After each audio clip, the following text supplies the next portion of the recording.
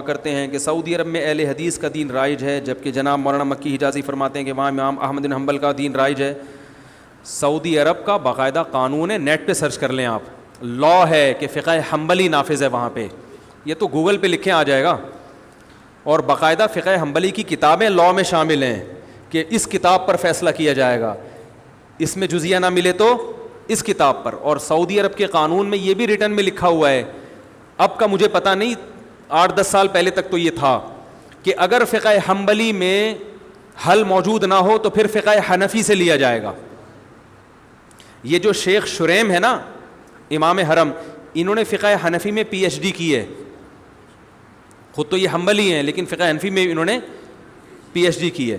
تو سعودی عرب میں اگر آپ فقہ حنبلی نہیں پڑھتے تو آپ کسی اونچی پوسٹ پہ جا ہی نہیں سکتے، سمجھ رہے ہیں، وہاں پڑھنا ضروری ہے یہ۔ تو وہاں کا جو سرکاری مذہب ہے، ابھی جو بادشاہ گزرے ہیں سعودی عرب کے، شاہ عبداللہ گزرے، کون سے یار جن کا انتقال ہو گیا، انہوں نے باقاعدہ اناؤنسمنٹ کی تھی، اعلان کیا تھا کہ یہ زیادہ پرانی بات نہیں ہے، 8-10 سال پرانی بات ہے، باقاعدہ اناؤنسمنٹ ہوئی تھی ان کی طرف سے سرکاری سطح پہ کہ ہمارا جو مذہب ہے جو سعودی عرب میں رائج ہے وہ فقہ حنبلی ہے، یہ اناؤنسمنٹ باقاعدہ ہوئی تھی۔ تو میں نے خود سعودی عرب میں حرم میں وہاں کے علماء کے فقہی مجالس اٹینڈ کی ہیں۔ ایک تو ہوتا ہے نا قرآن و سنت پہ درس تفسیر، جیسے بھی ہمارا یہ درس چل رہا ہے، ایک ہوتا ہے جو لا پڑھایا جاتا ہے نا، تو میں نے خود حرم میں بیت اللہ کے سامنے درس اٹینڈ کیے ہیں، فقہ حنبلی کی کتابیں باقاعدہ پڑھائی جا رہی ہیں وہاں پہ، سمجھ رہے ہیں۔ تو ہاں بعض چیزوں میں فقہ حنبلی سے خروج کرتے ہیں، تو وہ تو ہم بھی بعض چیزوں میں فقہ حنفی کو چھوڑ دیتے ہیں، وہ تو اصول اور آداب ہر مسلک میں ہوتے ہیں کہ کن چیزوں میں آپ جو ہے وہ آپ مسلک سے خروج اختیار کر سکتے ہیں۔ باقی فقہ حنبلی رائج ہے اور وہ خلاف فقہ حنفی کے بھی نہیں ہے۔ یہ جو امام شیبی ہیں جو جن کے ہاتھ میں بیت اللہ کی چابیاں ہیں، ان کے قبیلے کے بارے میں رسول اللہ صلی اللہ علیہ وسلم نے ارشاد فرمایا تھا کہ کوئی ظالم ہوگا جو تم سے بیت اللہ کی چابیاں لے گا، تو نبی صلی اللہ علیہ وسلم کے دور سے اب تک انہی کے خاندان میں بیت اللہ کی چابیاں ہیں، نبی کے دور سے۔ اور عجیب بات آپ کو بتاؤں کہ ان کے پاس لوگ امام مہدی علیہ السلام کے لیے لوگ امانتیں رکھواتے ہیں، کیونکہ حدیث میں آتا ہے کہ قیامت تک بیت اللہ کی چابیاں انہی کے پاس رہیں گی، کوئی جو لے گا ان سے تو ظالم ہوگا۔ تو اس میں علماء کہتے ہیں یہ تو ثابت ہو گیا کہ کوئی اور قبیلہ قیامت تک رہے نہ رہے، یہ قبیلہ بہرحال رہے گا۔ تو اب بہت سے لوگوں نے ماضی میں اس قبیلے کے پاس امانتیں رکھوائی ہیں، پیسے رکھوائے ہیں، زیورات رکھوائے ہیں کہ آپ نے اس وقت تک آپ کے قبیلے نے رہنا ہے جب حضرت مہدی آئیں گے، تو یہ امانتیں آپ ان کے سپرد کر دینا۔ تو ابھی بھی جن کے ہاتھ میں، اور میرے لیے یہ سعادت کہ میں شو مارنے کا عادی نہیں ہوں، وہ میں نے ویڈیو کلپ بھی نہیں بنایا اس کا، جب مجھے بیت اللہ کا غلاف پیش کیا گیا تھا ان کی طرف سے، تو وہ جنہوں نے پیش کیا انہوں نے کلپ بنا کے یوٹیوب پہ ڈالا، لیکن میں نے اپنے چینل سے ابھی تک وہ ویڈیو کلپ نہیں ڈالا۔ لیکن اب بات چل پڑی تو میں بتاتا ہوں، ان کی طرف سے جو بیت اللہ کی چابیاں جن کے پاس ہیں، مجھے الحمدللہ باقاعدہ بیت اللہ کا غلاف ہدیے کے طور پر پیش کیا ہے، اور وہ حنفی ہیں، اس لیے نہیں انہوں نے دیا کہ وہ حنفی، وہ اسلام میں حنفی شافی کی بیس پر پروٹوکول نہیں ہے، میں تو صرف یہ بتانے کے لیے کہ یہ جو پروپیگنڈا کیا جاتا ہے نا کہ سعودی عرب والے وہ مذاہب اربعہ کو نہیں مانتے، چاروں فقہ کو نہیں مانتے، جو ان فقہ کو فالو کرتے ہیں ان کو غلط سمجھتے ہیں، تو یہ غلط قسم کا پروپیگنڈا ہے۔ وہ چاروں فقہ کو مانتے ہیں، چاروں فقہ کے فالوورز وہاں پہ بڑی بڑی پوسٹوں پر موجود ہیں۔ مدینہ یونیورسٹی کے جو ابھی پرنسپل تھے چند سال پہلے تک وہ حنفی تھے، انہوں نے کوئی سعودیہ کی پالیسی کے خلاف کوئی بیان دے دیا تھا جس کی وجہ سے ان کو معزول کر دیا، تو اس بیس پہ نہیں کہ یہ حنفی ہیں، بلکہ اس بیس پر ان کے سعودی حکومت کی پالیسی کے خلاف بیان دے دیا تھا۔ تو وہاں یہ فرق نہیں ہے کہ آپ حنفی ہو یا شافی ہو یا حنفی ہو یا مالکی ہو یا حنبلی، اس سے ان کے ہاں یہ مسائل کہاں ہیں؟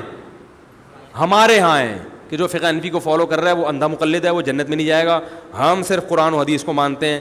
یہ وہاں اہل حدیث بھی ہیں اور اچھی پوسٹوں پر ہیں، تو یہ فرقواریت، یہ عذاب یہاں پر ہے، تو اہل حدیث بھی وہاں بڑی اچھی اچھی پوسٹوں پر ہیں، لیکن سعودی عرب کا جو سرکاری مذہب ہے وہ بہرحال فقہ حنبلی ہے، اور علماء حرم وہ بھی حنبلی فقہ کو فالو کرتے ہیں۔ میں نے تو ان کی تحریریں پڑھی ہیں ائمہ حرم کی، کہ انہوں نے باقاعدہ ریٹن میں لکھا ہے کہ ہم فقہ حنبلی کو فالو کرتے ہیں. اور سعودی عرب میں جو انقلاب آیا محمد ابن عبد الوہاب, جن کی وجہ سے دنیا ان کو وہابی کہتی ہے نا, محمدی تو کہہ نہیں سکتی تھی تو ابا کے کھاتے میں ڈال کے وہابی کہنا شروع کر دیا.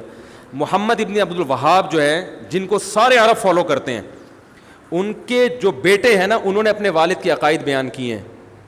اس میں صاف طور پر لکھا ہے کہ ہم فقہ حنبلی کو فالو کرتے ہیں اور ہم نے پانچواں کوئی مسلک نہیں نکالا. اور محمد ابن عبد الوہاب, میرے پاس یہ سارے تحریر ثبوت کے ساتھ موجود ہیں, چونکہ یہ سوال تو اچانک آ گیا نا, تو ان کے حوالوں کے ساتھ موجود ہیں. ان سے کسی نے سوال پوچھا محمد ابن عبد الوہاب سے حرم میں کہ کیا آپ نے کوئی پانچواں مسلک نکالا ہے؟ انہوں نے جواب دیا کہ ہم نے کوئی پانچواں مسلک نہیں نکالا. اہل سنت والجماعت کے جو 4 مکاتب فکر ہیں, حنفی, مالکی, شافعی, حنبلی, ہم انہی کو فالو کرتے ہیں. آئی بات سمجھ میں؟ اور اس میں ہم فقہ حنبلی کو فالو کرتے ہیں, اور ہم ان تینوں کو, چاروں کو برحق سمجھتے ہیں. یہاں تک کہ ان کے جو بیٹے ہیں نا محمد بن عبد الوہاب کے, ان کے فتاوی میں یہ بات لکھی ہے, انہوں نے کہا کہ ہم ابن تیمیہ رحمہ اللہ تعالیٰ کو مقتدی اور رہبر سمجھتے ہیں, مگر ابن تیمیہ نے چاروں مذاہب کے خلاف اگر کوئی فتویٰ دیا ہے تو ہم اس میں ابن تیمیہ کو فالو نہیں کرتے. اس میں انہوں نے یہ بات بھی لکھی ہے کہ 3 طلاق کا مسئلہ چونکہ چاروں فقہا کے خلاف ہے ابن تیمیہ کا, اس مسئلے میں ہم نے ابن تیمیہ کی رائے کو مسترد کر دیا ہے. نہیں آ رہی بات سمجھنے؟ تو یہ محمد ابن عبد الوہاب کا بھی بیان میں نے بیان کیا آپ کو, جو میرے پاس حوالوں کے ساتھ موجود ہے. نہیں تو آپ نیٹ پہ سرچ کریں, آ جائے گا. آج کل تو گوگل پہ لکھو, بہت سی چیزیں نکل آتی ہیں. تو یہ الفاظ نیٹ پہ سرچ کریں, وَلَا نُنْكِرُ أَحَدًا مَنْ قَلَّدَ أَحَدًا مِنَ الْمَذَاهِبِ الْأَرْبَعَةِ, کہ ان چاروں, یہ محمد بن عبد الوہاب کا بیان ہے رحمہ اللہ, کہ ہم کسی ایسے شخص پر رد نہیں کرتے جو چاروں مذاہب میں سے کسی ایک کی تقلید کرتا ہے. یہ نیٹ پہ گوگل پہ آپ الفاظ لکھ لیں, ٹھیک ہے, لا ننکر احدا من قلد احدا من المذاہب الاربعہ, گوگل پہ لکھیں گے, یہ ان کی ورڈنگ انشاءاللہ آ جائے گی. تو اور یہ بھی ہو سکتا ہے نہیں آئے تو مزید ریسرچ کریں, آپ مزید تحقیق کریں, کیونکہ بعض دفعہ یہ الفاظ کسی اور کے بھی کہے ہوئے ہوتے ہیں نا, تو کسی اور کے نام سے آ جائے گی پھر وہ. تو محمد بن عبد الوہاب وہ بھی حنبلی تھے, ان کے بیٹے نے تو باقاعدہ کتاب لکھی ہے کہ جو چاروں مذاہب میں سے کسی ایک کی تقلید کرتا ہے, تقلید کے الفاظ ہیں, ہم اس پر رد نہیں کرتے اور ہم فقہ حنبلی کو فالو کرتے ہیں. ابن تیمیہ رحمہ اللہ کو عرب لوگ بہت زیادہ مانتے ہیں, تو انہوں نے کہا ہم ابن تیمیہ کے فالوورز ہیں, لیکن ابن تیمیہ رحمہ اللہ نے چاروں فقہ کے خلاف اگر کوئی بات کی ہے تو ہم اس میں ابن تیمیہ کے قول کو رد کر دیتے ہیں. پھر انہوں نے 3 طلاق کی مثال بھی دی ہے. انہوں نے, سمجھ رہے ہیں کہ نہیں سمجھ رہے؟ تو یہ ہے. ہاں, لوگ یہ ایک اکثر کہتے ہیں کہ وہ تو قرآن و حدیث کی بات کرتے ہیں. تو بھائی فقہ حنبلی کو فالو کرنا قرآن حدیث کے خلاف نہیں ہے, سمجھ رہے ہیں؟ ایک عرب عالم سے کسی نے پوچھا کہ آپ دلیل کو فالو کیوں نہیں کر رہے, آپ نے جو قانون نافذ کیا ہے کہ فقہ حنبلی پر فتویٰ دیا جائے گا, دلیل کو فالو کیوں نہیں کر رہے؟ تو انہوں نے کہا کہ اس کا مطلب ہے کہ امام احمد بن حنبل نے دلیل کو فالو نہیں کیا تھا. یعنی جب بھائی دلائل تو چاروں نے دلیل کو فالو کیا ہے, لیکن جب ان کے فالو کرنے کے بعد ان کا اختلاف ہوا تو کسی ایک کو تو ترجیح دینی پڑے گی نا. یا تو آپ جج پہ چھوڑ دیں, تو جج میں تو ہر طرح کے لوگ آتے ہیں, وہ کبھی کسی چیز کو ترجیح دے دے گا, کبھی کسی چیز, کبھی اس کا اپنا مفاد بھی ہوگا. تو قانون کے میں ایک دائرہ کار میں لانا پڑتا ہے کسی کو. ہاں, بہت سے سعودی عرب کی عدالت کے فیصلے ہیں جس میں, بہت سے تو نہیں کہوں گا, بعض فیصلوں میں انہوں نے فقہ حنبلی سے خروج کیا ہے, وہ زمانے کے لحاظ سے, ضرورت کے لحاظ سے, تو وہ ہم بھی کرتے ہیں. تو ہم نے بھی بعض فتاوی ایسے ہیں ہمارے مدارس سے دیے جاتے ہیں جس میں فقہ حنفی سے خروج کیا ہے, فقہ حنفی کو اس میں چھوڑا ہے انہوں نے. لیکن بالکل ہم کہتے ہیں آزاد ہو جاؤ, تو پھر قرآن و حدیث کا لیبل لگا کے آپ اگر خود سے ہر آدمی کو تحقیق کی اجازت دیں گے اور پیچیدہ مسائل میں جن میں علماء کا اختلاف ہے, تو پھر تو یہ فرقواریت اتنی بڑھے گی, ہر آدمی ایک نیا فتویٰ لا رہا ہے. آپ دیکھ لو نا, طلاق کوئی دے کر آئے, ادھر جاؤ تو ادھر سے الگ فتویٰ مل رہا ہے, ادھر جاؤ تو ادھر سے الگ فتویٰ مل رہا ہے. اس کی قرآن حدیث کی تحقیق الگ ہے, اس کی تحقیق غامدی صاحب کے پاس چلے جاؤ گے, وہ بالکل ہی ایک مارکیٹ میں قرآن حدیث کی روشنی میں نئی تحقیق لے کر آ رہے ہوں.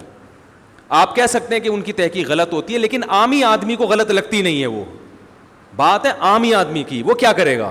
تو اس کو پابند بنانا پڑتا ہے کسی ایک فقہ کا. باقی اہل حدیث حضرات بھی بہت کثرت سے ہیں وہاں پہ, اس کی چند وجوہات ہیں. اس کی وجہ یہ ہے کہ ہمارے حضرت مفتی رشید احمد صاحب رحمہ اللہ تعالیٰ یہ بات فرمایا کرتے تھے، جو اب پتہ نہیں نیٹ پہ کوئی الگ سے ہی مصیبت نہ کھڑی ہو جائے، لیکن اللہ کرے نہ کھڑی ہو، بھائی بات تو غلط نہیں ہے اور اس میں کسی کی میں برائی نہیں کر رہا. ہمارے فرمایا کرتے تھے کہ جو غیر مقلد حضرات ہیں، ایک خرابی ان میں ہے، وہ ٹھیک ہو جائے تو معاملہ بہت سیٹ ہو جائے گا، اور ایک خرابی مقلدین میں ہے جو مذاہب اربعہ کو فالو کرتے ہیں، حنفی شافعی، وہ خرابی ان میں ٹھیک ہو جائے تو یہ بہت اچھے ہو جائیں گے. فرمایا کہ حنفیوں میں جو ہمارے یہاں فقہ رائج ہے، بدعتیوں کی کثرت ہے اور بدعات کی کثرت ہے، اور غیر مقلدین میں کم علمی کی کثرت ہے. ریسرچ آدھی ہوتی ہے لیکن اس کو کل سمجھ رہے ہوتے ہیں. تو یہ دو خرابیاں ختم ہو جائیں، ادھر علم کا لیول تو کیا ہو جائے، بڑھ جائے. کیونکہ جب علم آئے گا نا تو پھر عالم کو پتہ ہوتا ہے کہ بھائی اس مسئلے میں یقینی طور پر رائے قائم نہیں کر سکتا. اس میں وہ دوسرے کی رائے کا احترام کرنا سیکھ جائے گا کہ بھائی اس میں یہ قول بھی ہے. بات آ رہی ہے سمجھ میں؟ جیسے فقہائے کرام ایک دوسرے کا احترام کرتے تھے اختلاف کے باوجود کہ بھائی اس میں ان کی بھی دلیل ہے، بالکل اس کو کلعدم نہیں قرار دے سکتے ہم. ہمارے ہاں اہل حدیث حضرات، سب نہیں ہوں گے ایسے، بہت سے اہل حدیث حضرات کیا کرتے ہیں، ان کو جو حدیث مل گئی نا اور ان کی جو سمجھ میں آ رہا ہے اس کا مطلب، وہ سب پہ مسلط کرنا چاہتے ہیں کہ بس یہی ہے، اس کے علاوہ کچھ نہیں ہے، اور پھر دوسرے پر الزام کہ تم غلط کہہ رہے ہو، تم حدیث کے منکر ہو. جب آپ کا علم زیادہ ہوگا نا تو آپ کا ظرف بڑا ہو جائے گا. آپ کہو گے نہیں بھائی اس کے قول کی بھی ایک جہت اور اس کے قول کی بھی ایک دلیل ہے جس کی وجہ سے یہ مسئلہ کیا بن گیا، اختلافی، تو آپ کا ظرف بڑا ہو جائے گا. تو غیر مقلدین جن کو کہا جاتا ہے، جو اہل حدیث حضرات ہیں، ان کا مسئلہ یہ ہے کہ ان میں سے اکثر لوگ علم سے فارغ ہوتے ہیں، چند حدیثیں وہ بھی اردو میں پڑھ کر فتویٰ لگانا شروع کر دیتے ہیں. ان کو اس کی اصلاح کی ضرورت ہے. اور حنفیوں میں بڑی مصیبت یہ ہے کہ ہر بدعت امام ابو حنیفہ کے کھاتے میں، بولو بھائی، ڈالی گئی. بدعات بہت ملیں گی آپ کو، اور یہ دیوبندیوں میں بھی ملیں گی.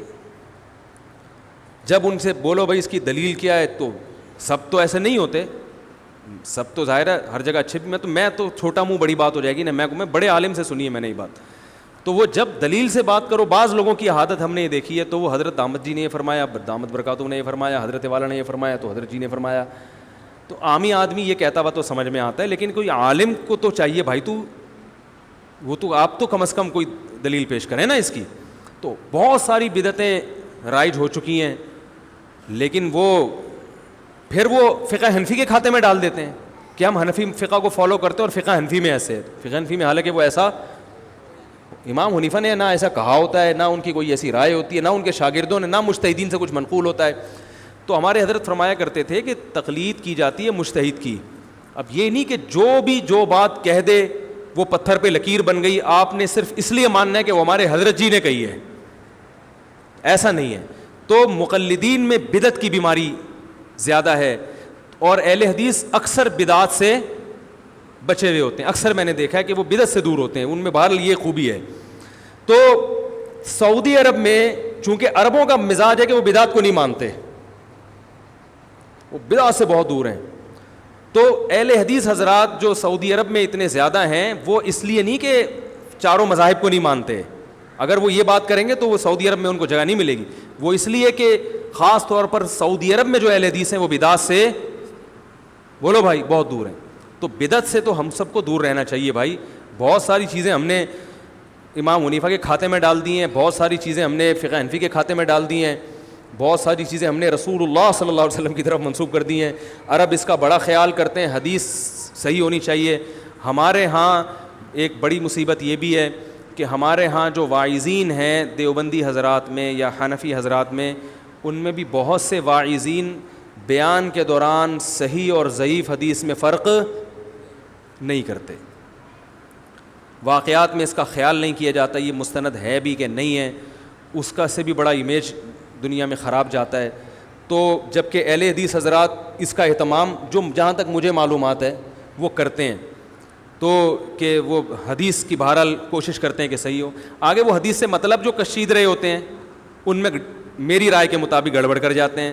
اور دوسری بات یہ کہ وہ والی حدیث دیکھ رہے ہوتے ہیں, اس کے اپوزٹ دوسری بھی ہوتی ہے, وہ بسا اوقات ان کی نظروں سے اوجھل ہوتی ہے. پھر دوسرا, کوئی اصول نہیں ہے. سب سے پہلے تو مسائل استنباط کے کوئی اصول اور ضابطے تو ہوں نا. تو اس کی وجہ سے میں تو بہرحال فقہ حنفی ہی کو فالو کرتا ہوں اور اسی کو ترجیح دیتا ہوں, کیونکہ یہ اس کی کیا وجوہات ہیں پھر بیان لمبا ہو جائے گا. لیکن اگر کوئی اہل حدیث بھی ہے, علم میں مضبوط ہے, تو وہ بھی اہل سنت میں داخل ہے. تو ہر فقہ کی اچھی چیز کو لے لینی چاہیے. بدعت سے اجتناب آپ لیں ان لوگوں سے. اور ہمارے ہاں جو مزار پر, ٹھیک ہے ہمارے ہاں علماء میں نہیں ہیں یہ چیزیں, جو اچھے مستند علماء ہیں نا, بڑے علماء, ان میں بدعت نہیں ہے. لیکن کثرت تو ہم جیسے نالائقوں کی ہے نا. عامی آدمی تو وہ تو عام لوگوں کو دیکھے گا نا, وہاں تو سب کچھ چل رہا ہے, لائٹیں بند کر کے اجتماعی ذکر کی محفلیں پوری ابتدائی ہوتی ہے, لاؤڈ اسپیکر پہ اعلان ہوتا ہے, 3:05 پہ باقاعدہ ذکر کرایا جائے گا. میں پوچھتا ہوں یہ کہاں سے ثابت ہے بھائی؟ ایک تو ہوتا ہے نا کوئی پیر صاحب اپنے مریدوں کو جمع کر لیں تربیت کے لیے, ان کو ذکر کرواتے ہیں, وہ تو ٹریننگ ہے, چلو جی ذکر کی عادت ڈال لیں گے. لیکن لاؤڈ اسپیکر پہ اعلان کر کے کہ خانقاہ میں اتنے منٹ پہ ذکر ہوگا, وہ تمام حضرات محلے والے بھی آ رہے ہیں اس میں, تو یہ اجتماع تو بدعت ہے بھائی, اس کا کہاں سے ثبوت ہے؟ تو یہ بہت ساری اس قسم کی اور بھی چیزیں ہیں. تو وہ پھر چیزیں جب آپ کے پاس آئیں گی تو پھر چیزیں تو آپ کو چیزیں تو آپ کو اپنے دین سے نکالنی پڑیں گی بھائی. قرآن و سنت کو فالو کرو سیدھا سیدھا. ایک صاحب میرے پاس آئے, کہنے لگے یہ قبر پہ بیٹھ کے مراقبہ کرتا ہوں میں اور وہ فیض حاصل کرتا ہوں, کنیکشن ملاتا ہوں. میں نے کہا سیدھا سیدھا جا کسی زندہ بزرگ سے جا کے, زندہ ختم ہو گئے ہیں مارکیٹ سے شارٹ ہو گئے ہیں کیا؟ کیوں بیٹھا ہوا ہے قبر پہ بھائی تو مراقبہ کر رہا ہے, جا کے پتہ نہیں وہ قبر سے کنیکشن بحال کر رہے ہیں, وہاں سے کہہ رہے ہیں میں وہاں سے روحانی کچھ چیزیں حاصل کر رہا ہوں. تو ظاہر ہے ایسی چیزوں سے بدعتوں کو پھر فروغ ملتا ہے. تو زندہ لوگ ہیں, زندہ بزرگان دین ہیں, ان کے پاس جاؤ, ان سے دین سیکھو. صحابہ کرام نے نبی سے سیکھا, نبی سے دنیا سے جانے کے بعد پھر وہ آپس میں ایک دوسرے کو نصیحتیں کرتے تھے, اور تابعین نے صحابہ سے سیکھا. ہم تو نہیں دیکھتے کہ رسول اللہ صلی اللہ علیہ وسلم کی قبر پہ بیٹھ کے کوئی محاسبے کرتے ہوں, مراقبے کرتے ہوں. وہ صوفیہ جو کرتے تھے چھوڑ دیں ان کو, کسی کو برا کہنے کی ضرورت نہیں ہے, ان کو چھوڑ دیں اپنے حال پہ. ہم تو, وہ ایک صاحب مجھے کہنے لگے علماء دیوبند قبر پرست تھے. میں نے کہا اگر قبر پرست ہوتے تو بھائی میں بھی قبر پرست ہوتا, میں تو انہیں کے شاگرد ہوں. انہوں نے کہا وہ فلاں دامت برکاتم گئے. میں نے کہا چھوڑ دے فلاں دامت برکاتم کو. اس طرح اگر لوگوں کی سوانے نکال کے ان کے عیب تلاش کرو گے تو دنیا میں کوئی بھی, بولو بھائی, نہیں بچے گا. بہت سے لوگ اچھا کام کر رہے ہوتے ہیں, ایک دو کام ان سے ایسے بھی ہو جاتے ہیں جس سے معاشرے میں نقصان ہوتا ہے. تو اب یہ نہیں کہ ان کی اتنی سی چیز کو نکال کے, بھائی اس کو ہم فالو کر رہے ہیں کہ نہیں کر رہے, نہیں کر رہے تو چھوڑ دو, مٹی ڈالو اس پہ. ہمارے جتنے اکابر ہیں بزرگان دین, ان کی قبریں ایک بالش سے زیادہ اونچی نہیں ہیں, سب کی قبریں کچی ہیں. تو ہم قبر پرست کیسے ہو گئے بھائی؟ کہہ رہے نہیں قبر پہ جا کے محاسبے کرتے ہیں, مراقبے کرتے ہیں. میں نے کہا ہمیں دیکھا کبھی جاتے ہوئے قبر پہ؟ ہم تو مسجد میں آتے ہیں, نماز پڑھتے ہیں. قبر پہ میت کی مغفرت کے لیے دعا کر لیں جا کے تو ایک الگ بات ہے, ویسے تو نہیں. امام بخاری کی قبر پہ میں گیا, میں نے تو وہاں ہاتھ اٹھا کے بھی دعا نہیں کی. حالانکہ قبر پہ ہاتھ اٹھا کے دعا کرنے کی بھی گنجائش ہے کہ اگر شرک کا پہلو نہ نکل دو, لیکن اس لیے کہ کوئی اس کو ذریعہ نہ بنا لیں. اور وہاں پہ میں بیٹھا بھی نہیں, بس قبر پہ دیکھا, وہ تو جائز ہے, اس میں تو کوئی حرج نہیں ہے. ان کے لیے بھی دعا کی, اپنے لیے بھی کہ اللہ ان کو اور ترقی دے اور